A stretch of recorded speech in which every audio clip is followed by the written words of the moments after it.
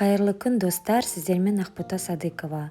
Бүгін сіздермен итальяндық пицца дайындаймыз. Ол үшін бізге ұн қажет, қамыр ашытқы қажет, және де осындай зәйтүн майы. Егер зәйтүн майы болмаса, осындай шедевр сұйық майын қолдансаңыздар болады. Болмаса, кез келген сұйық майды.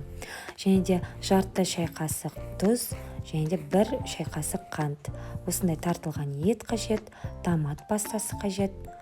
Осындай кілегей 33%, кілегей болмаса міндетті емес, қоспасаңыздар да болады.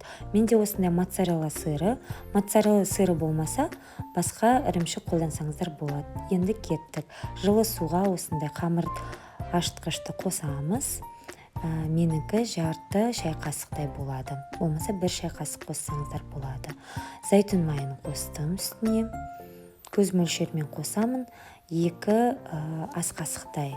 Жақсылап араластырамыз. Үстіне тұзымызды қосамыз. Жарты шай қасық.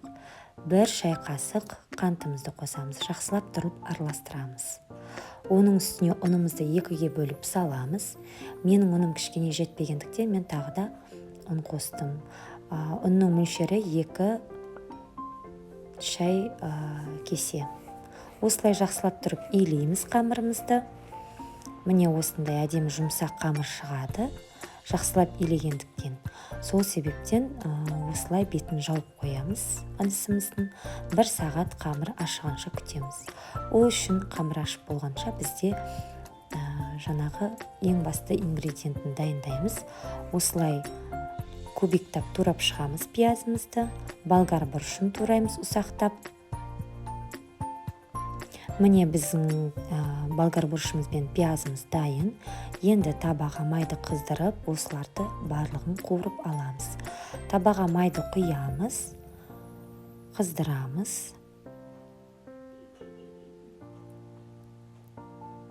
Енді пиязымызды салып қуырып аламыз жақсылап.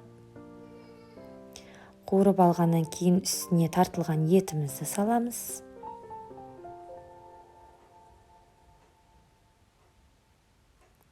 Жақсылап қуырып аламыз. Оның үстіне өзіміздің қалауымызша дәміне қарай тұз бен қара бұрышты себеміз.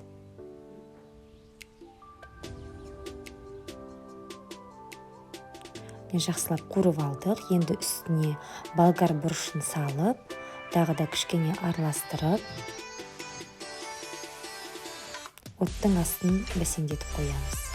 Енді қараңыздар, менде осындай үккіштен қазір ірімшікті өткіземіз. Міне қараңыздар, менде 1 пиццаға арналған ірімшік. Үккіштен жақсылап өткізіп аламыз. Қараңыздар, енді үккіштен өткізіп болған екен. Қараңыздар, қандай керемет ірімшік шықты осылай. Енді қызанағымызды 2-ге бөліп, жартылай домалақ етіп барлығын турап шығамыз осылай. Қалың болмау керек қызанағымыз. Міне қараңыздар, осындай қызанақ шығады. Енді ашыған қамырымызды алып, міне қараңыздар, қандай керемет жұмсақ қамыр шықты. Неғұрлым қамырыңыз жұмсақ болғанда, пиццаңыз сондай жұмсақ керемет болып шығады. Міне қараңыздар, жұмсақ қамыр шықты бізде. Енді астына ұн себелеп аламыз кішкене. Қамырымызды дөңгелек етіп жайып шығамыз, домалақ етіп.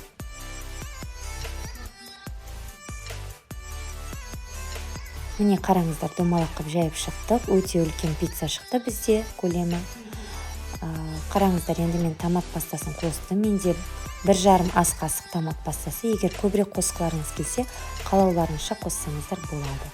Міне барлығын жайып шықтық қамырымызға. Енді қуырылған, тартылған етімізді пиццамыздың үстіне жайып шығамыз. Несі қандай керемет. Міне қараңыздар, осылай помидорларды қойып шықтық. Кешіріңіздер, қызанақтарды қойып шықтық.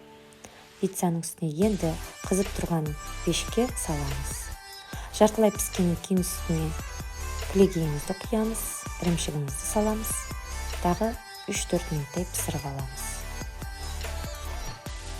Менде 240 градус пеште. Қараңыздар, пиццамыз пісіп шықты. Үстіне осылай ас көкті әдемілеп жайып шығамыз. Әрине сән үшін бұл. Егер аскөкті ұнатпаған адамдар қоспай қойсаңыздар болады.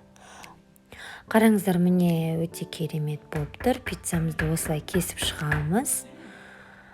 Мейрамханадағыдай ірімшігі созылып тұрады. Өте жұмсақ, дайындап көріңіздер міндетті түрде. Осы рецепт бойынша сіздерге ұнайды деп сенімдемін.